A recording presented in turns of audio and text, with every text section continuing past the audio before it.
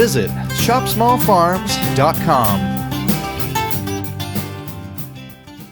Hey folks, Dr. Rox here from Shop Small Farms. I just wanted to talk to you a little bit about co-planting and why we do it here on the farm.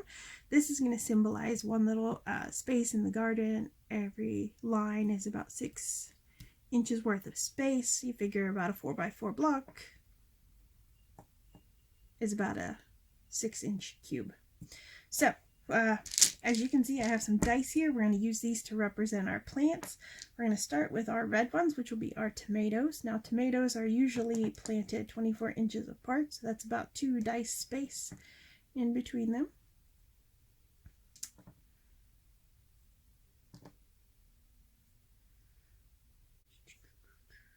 So that gives us 1, 2, 3, 4, 5 tomatoes in our row.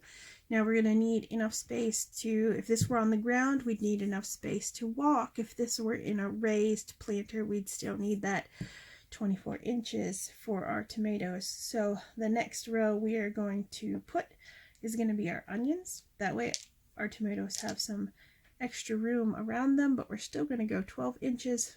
So again, if you were walking, that'd be enough space to squeeze through. If you were planting in a raised bed, that would be enough space for the tomatoes.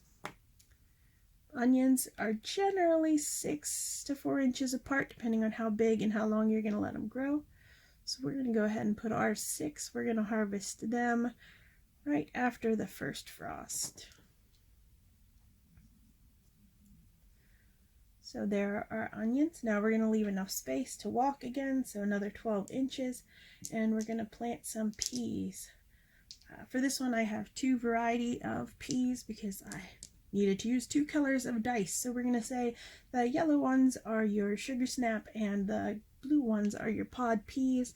Again, leaving the 2 spaces. Peas go about 2 to 3 inches apart, so they're pretty close. So there is our one variety of peas. Now we'll come down to the other end of the row and plant our other variety of peas. And just so we know which one is which, we are going to stick a basil plant right in between them. Then we know which row is which row. So this is what would symbolize a traditional method of gardening, leaving space between the rows, only one variety of each plant in the row. Now, let me show you how to do this as a co-planting. So we're going to start in the corner.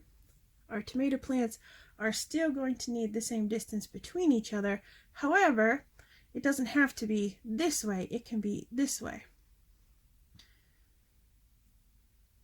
So we're still going to have the 2 dice in between them, but at a diagonal now.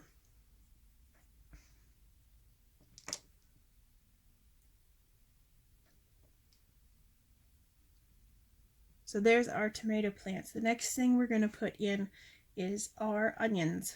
Now the onions, really the tops of the onions, by the time we're harvesting tomatoes, the tops of the onions, kind of a moot point. So we're going to put those right up close.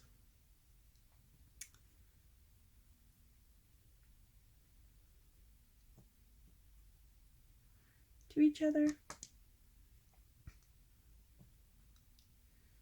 Plenty of room for our onions to grow. Right like that. Now the next thing we're going to plant are our peas. And peas are going to be the first thing that come up in the year. So once the peas are harvested and dead, our tomato plants are still going to be babies, and so are our onions. So we're just going to put our peas right in here like this. And then our other peas on the other side.